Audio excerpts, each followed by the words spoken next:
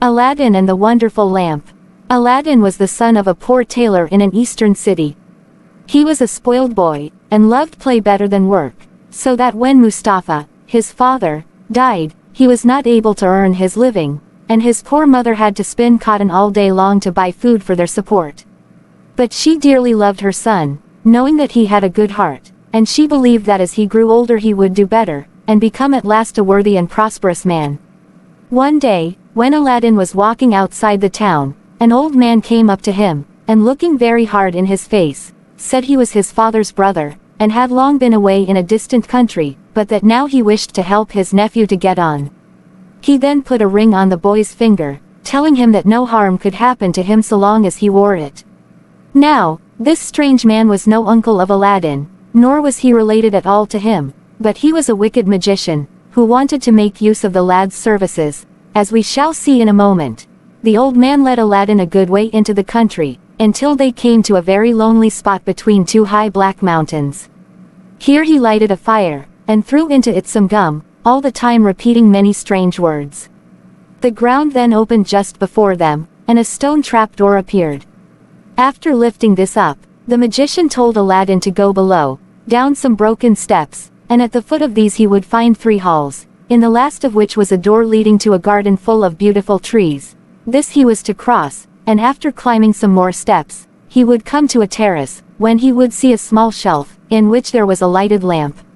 He was then to take the lamp, put out the light, empty the oil, and bring it away with him. Aladdin found all the magician had told him to be true. He passed quickly but cautiously through the 3 halls, so as not even to touch the walls with his clothes, as the magician had directed. He took the lamp from the shelf, threw out the oil, and wrapped it in his arms.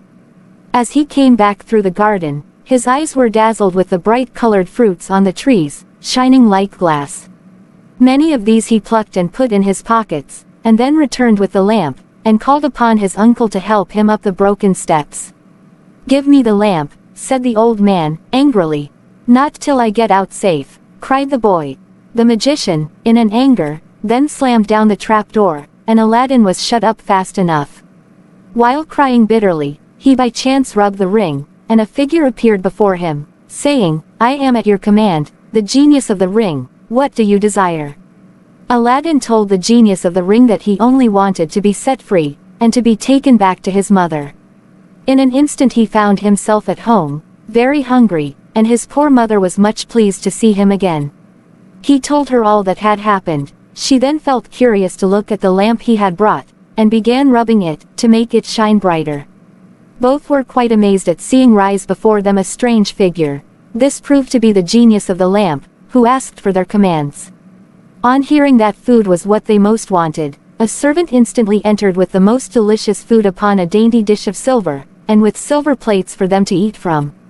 Aladdin and his mother feasted upon the rich fare brought to them, and sold the silver dish and plates, on the earnings of which they lived happily for some weeks.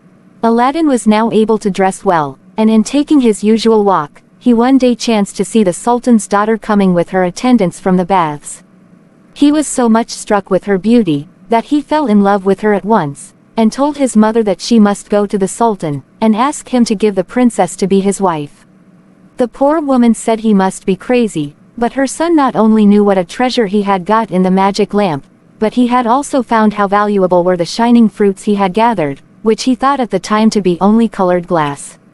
At first he sent a bowlful of these jewels, for so they were, to the Sultan, who was amazed at their richness, and said to Aladdin's mother, "Your son shall have his wish, if he can send me, in a week, 40 bowls like this, carried by 20 white and 20 black attendants, handsomely dressed." He thought by this to keep what he had got, and to hear no more of Aladdin. But the genius of the lamp soon brought the bowls of jewels and the attendants, and Aladdin's mother went with them to the Sultan. The Sultan was overjoyed at receiving these rich gifts, and at once agreed that the Princess Bulbul should be the wife of Aladdin. The happy youth then summoned the genius of the lamp to assist him, and shortly set out for the palace. He was dressed in a handsome suit of clothes, and rode a beautiful horse. By his side marched a number of attendants, scattering handfuls of gold among the people. As soon as they were married, Aladdin ordered the genius of the lamp to build, in the course of a night, a most superb palace, and there the young couple lived quite happily for some time. One day, when Aladdin was out hunting with the Sultan, the wicked magician, who had heard of his good luck, and wished to get hold of the magic lamp, cried out in the streets, "New lamps for old ones." A silly maid in the palace, hearing this, got permission from the princess to change Aladdin's old lamp, which she had seen on a stand where he always left it, for a new one, and so the magician got hold of it. As soon as the magician had safely got the lamp, he caused the genius to remove the palace, and Bulbul within it, to Africa. Aladdin's grief was very great, and so was the rage of the Sultan at the loss of the princess, and poor Aladdin's life was in some danger, for the Sultan threatened to kill him if he did not find his daughter in 3 days. Aladdin first called upon the genius of the ring to help him, but all he could do was to take him to Africa. The princess was rejoiced to see him again, but was very sorry to find that she had been the cause of all their trouble by parting with the wonderful lamp. Aladdin, however, consoled her, and told her that he had thought of a plan for getting it back. He then left her, but soon returned with a powerful sleeping draught, and advised her to receive the magician with pretended kindness, and pour it into his wine at dinner that day, so as to make him fall sound asleep, when they could take the lamp from him. Everything happened as they expected. The magician drank the wine, and when Aladdin came in, he found that he had fallen back asleep on the couch.